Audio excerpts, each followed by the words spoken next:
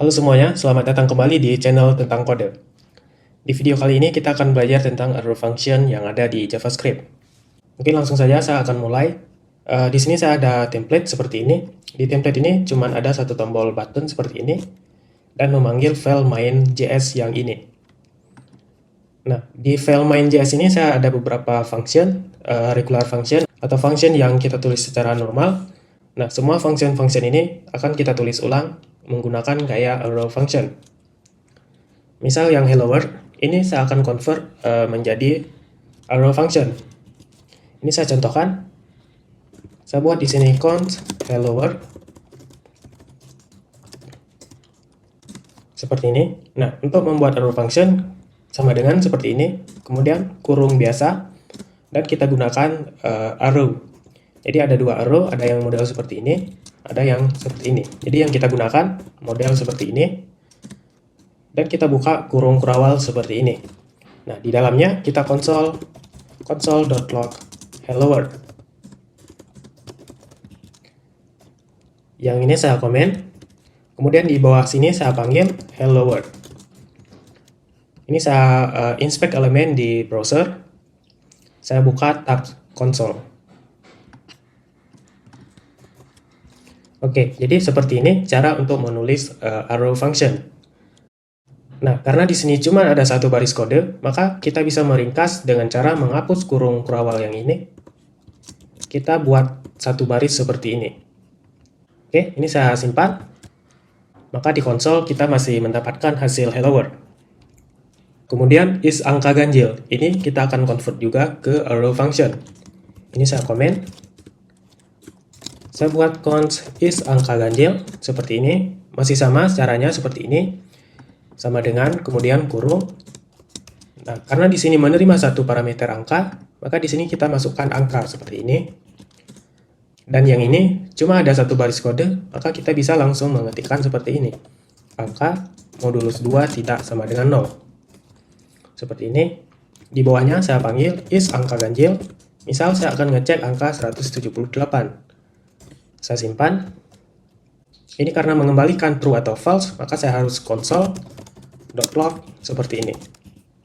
Saya simpan. Oke, jadi 178 bukan angka ganjil. Misal di sini saya cek 5. Ketika saya simpan, saya mendapatkan hasil true karena ini adalah angka ganjil. Nah, untuk baris yang ini, karena menerima cuma satu parameter, maka kurung yang ini bisa kita hapus. Jadi seperti ini. Ini saya simpan, saya masih mendapatkan hasil true. Namun, jika tidak ada parameter sama sekali, kita tidak bisa menulis dengan cara mengkosongkan seperti ini. Kita harus membuat kurung biasa seperti ini. Oke, jadi ini menerima satu parameter, maka saya tuliskan langsung angka seperti ini. Oke, selanjutnya penambahan. Ini menerima dua parameter. Ini saya akan convert ke arrow function. Ini saya komen. Saya buat const penambahan. Kemudian di sini menerima dua parameter, maka kita harus membungkusnya dalam kurung seperti ini. Angka 1, angka 2. Nah, di sini juga nge-return satu baris, cuma satu baris kode, maka kita langsung bisa menggunakan cara yang seperti ini. Jadi angka 1 tambah angka 2. Di bawahnya saya panggil penambahan, saya console penambahan, misal 5 ditambah 5. Ini saya simpan. Saya mendapatkan hasil 10. Jadi ketika ada dua parameter, kita harus membungkusnya ke dalam tanda kurung seperti ini. Jika saya hapus kurung seperti ini, maka di sini sebelum kita jalankan pun sudah ada error. Ini kalau saya save, maka kita mendapatkan error. Jadi harus dibungkus ke dalam tanda kurung seperti ini. Oke, selanjutnya ada function isLulus. Ini saya akan convert juga ke arrow function. Saya buat const isLulus. Kemudian untuk isLulus ini cuma menerima satu parameter, maka saya bisa langsung menuliskan seperti ini tanpa tanda kurung. Oke, karena function ini ada banyak baris, maka kita harus membungkusnya dengan kurung kurawal seperti ini. Kemudian di sini saya cek if nilai lebih besar 60 sama dengan 60, saya console.log lulus. Else console.log tidak lulus. Saya simpan. Sorry, di bawahnya saya panggil is lulus. Saya masukkan nilainya misal 50. Saya simpan. Di sini saya berhasil mendapatkan hasil tidak lulus. Misal saya masukkan nilai 70, saya mendapatkan hasil lulus. Oke, mungkin yang ini pun bisa kita ringkas menjadi satu baris. Jadi yang ini saya hapus. Di sini saya cek jika nilai lebih besar sama dengan 60. Di sini saya akan gunakan ternary operator untuk menampilkan hasil lulus. Else, kita tampilkan tidak lulus. Saya simpan karena ini mengembalikan return, jadi jadi yang di sini harus kita konsol seperti ini. Saya simpan. Kita berhasil mendapatkan hasil lulus. Ini saya ganti menjadi 50, tidak lulus. Oke, yang terakhir ada anonymous function di add event listener yang ini. Ini sekarang kita akan coba menulis ke dalam arrow function. Ini ketika saya klik ini, maka kita mendapatkan elemen yang kita klik. Nah, sekarang kita akan melakukannya dengan arrow function. Jadi yang ini saya komen. Di sini saya panggil button add event listener. Kemudian eventnya klik. Dan kita masukkan arrow function. Jadi kurung seperti ini, arrow function. Kita konsol .log hello. Saya simpan. Ketika saya klik ini, maka saya mendapatkan hasil hello. Jadi seperti inilah cara menulis arrow function di JavaScript. Oke, selanjutnya saya akan menjelaskan perbedaan menggunakan function biasa di add event listener yang ini dengan menggunakan arrow function. Ini saya komen dulu semua yang atasnya. Oke, jadi di sini saya uncomment lagi. Jadi ini ada dua event listener di button yang ini. Yang pertama menggunakan function biasa dan yang kedua menggunakan arrow function. Di sini saya console log this. Ini saya komen ya. Perlakuan keyword this pada add event listener. Oke, yang pertama saya console.log this. Yang di sini juga saya console this. Ini saya simpan. Ketika saya klik tombol ini, pada baris kode ini kita menggunakan function biasa. Di sini bisa kita lihat keyword this di sini merujuk pada objek yang kita klik atau elemen yang kita klik. Makanya di sini kita mendapatkan hasil button yang kita klik ini. Nah, sedangkan di arrow function, keyword this ini merujuk kepada window object. Jadi kita tidak lagi mendapatkan atau menunjuk ke objek dari button klik yang ini. Melainkan this pada arrow function di add event listener akan menuju ke Windows, ke semuanya yang ini. Oke, jadi di sini bisa kita lihat this pada arrow function kita mendapatkan kembalian window object. Oke, jadi seperti itu perbedaan menggunakan function biasa di add event listener dan arrow function di add event listener. Jadi kalau di function biasa keyword this di function biasa mengembalikan elemen yang kita klik. Nah, sedangkan keyword this di arrow function ini bisa kita lihat type of global this. Jadi ini mengembalikan objek dari window. Seperti ini. Oke, selanjutnya saya contohkan lagi perlakuan keyword this pada class. Ini saya komen.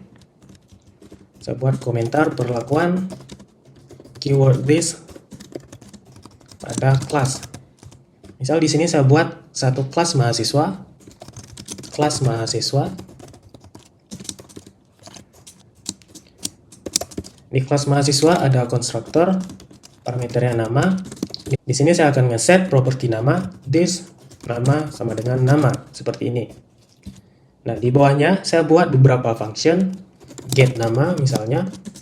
Function ini akan mengkonsol .log this nama, seperti ini. Di bawahnya saya buat lagi function kedua, get nama 2. Oke, nah get nama 2 ini saya akan melakukan set timeout di sini selama 1 menit.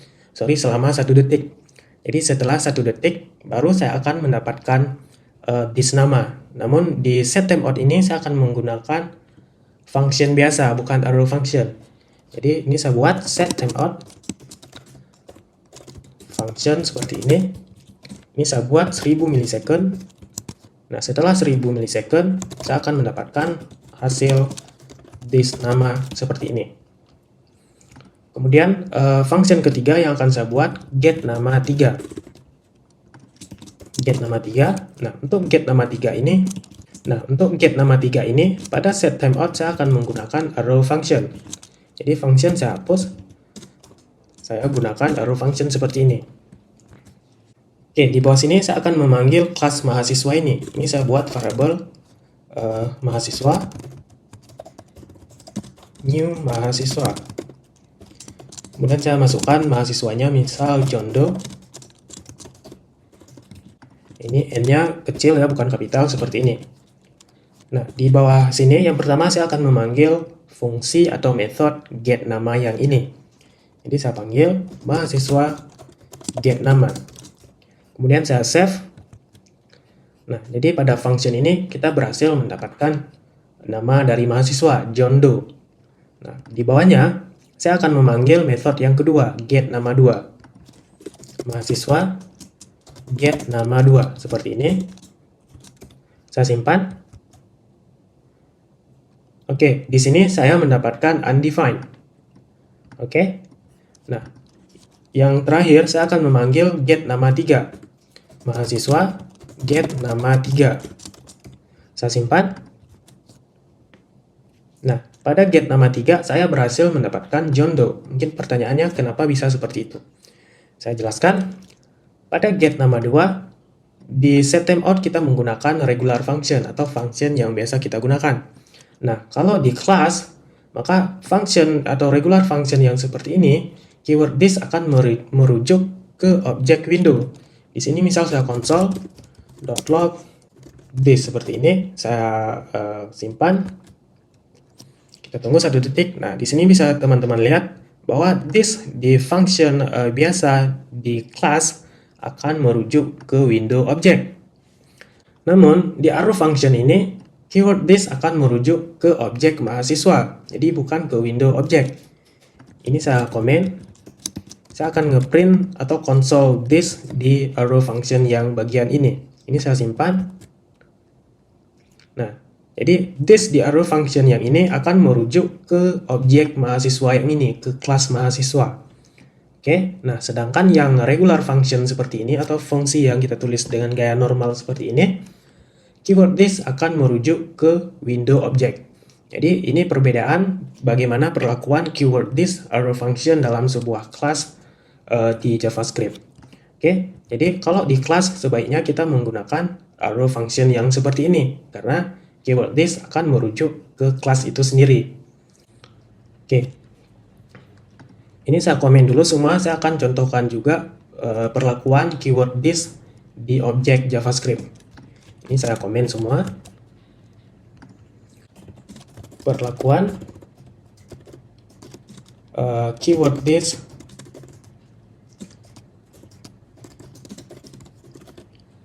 pada objek. Di sini saya buat satu objek, misal const book, objek buku. Nah, untuk objek buku ini mempunyai misal property book. Jadi di sini ada list-list nama buku, misal JS mula, JS menengah, JS intermediate. Seperti ini. Kemudian di sini saya buat beberapa property lagi, misal get book. Namun ini function ya, get books. Ini saya buat dengan gaya arrow function. Ini saya console.log this books. Kemudian saya buat lagi get books 2. Ini saya akan tulis menggunakan gaya function biasa. Seperti ini. Dan yang ketiga, ini saya buat lagi set book. Ini saya buat function biasa. Dan yang terakhir, setBook 2. Ini saya buat dalam arrow function seperti ini. Oke, sekarang kita akan melihat perbedaannya. Di bawah ini, saya akan memanggil getBook yang ini dan yang ini. Jadi, di sini saya panggil book, get book. Seperti ini. Ini saya simpan. Oke, di sini kita mendapatkan hasil undefined. Kenapa undefined? Karena this pada objek akan merujuk ke window object. Jadi di sini bisa kita lihat this type of global this. Ini kalau saya console.log this. Saya simpan. Nah, jadi this pada arrow function di sebuah objek akan merujuk ke window objek. Jadi bukan objek book. Oke, yang ditunjuk oleh this ini adalah ke window objek, ke yang ini semua, bukan ke objek buku yang kita buat yang ini. Oke, nah sedangkan di function biasa, keyword this ini menunjuk ke objek book yang ini. Ini saya tes book get book 2, get books 2. Ini saya simpan. Oke, jadi ini perbedaan atau perlakuan keyword this di sebuah objek JavaScript. Kalau kita menggunakan arrow function, maka keyword this akan merujuk atau menunjuk ke objek window. Nah, sedangkan kalau kita menulis dengan function biasa seperti ini, keyword this akan menunjuk ke objek book yang kita buat yang ini. Nah, di sini ada set book. Nah, di sini saya akan console log argumen-argumen yang akan kita kirim dari set book. Memang di sini set book tidak menerima parameter fungsinya, namun kita bisa mengirim parameter-parameter tersebut dan mengambilnya menggunakan argumen seperti ini. Oke, ini saya simpan. Ini juga saya ubah jadi argumen. Ini saya komen, di bawah sini saya panggil book, set book, misal gulang PHP JS seperti ini. Ini yang pertama, kita menulis dengan gaya function biasa, bukan arrow function. Ini ketika saya simpan, maka di sini kita berhasil mendapatkan parameter-parameter yang ini. Ini saya tambahkan argumen 0, saya simpan. Nah, di sini saya mendapatkan gulang, argumen 1, saya mendapatkan PHP, argumen 3, saya mendapatkan argumen 2 saya mendapatkan JS. Ini dimulai dari 0 ya, key-nya 0 untuk Golang, 1 untuk PHP, 2 untuk JS. Oke. Nah, jadi kalau kita menggunakan fungsi normal seperti ini, kita bisa mendapatkan argumennya menggunakan argumen seperti ini. Nah, jika kita menggunakan arrow function seperti ini, kita akan lihat ya. Ini saya panggil getBook 2. Ketika saya simpan, maka saya akan mendapatkan argumen is not defined. Oke, jadi kita tidak bisa menggunakan argumen kalau kita menggunakan arrow function di sebuah objek. Baiklah, sampai di sini video penjelasan tentang arrow function dan keyword this di JavaScript. Jika video ini bermanfaat, mohon untuk subscribe, like, dan share untuk mensupport channel ini. Terima kasih sudah menonton, sampai ketemu di video selanjutnya.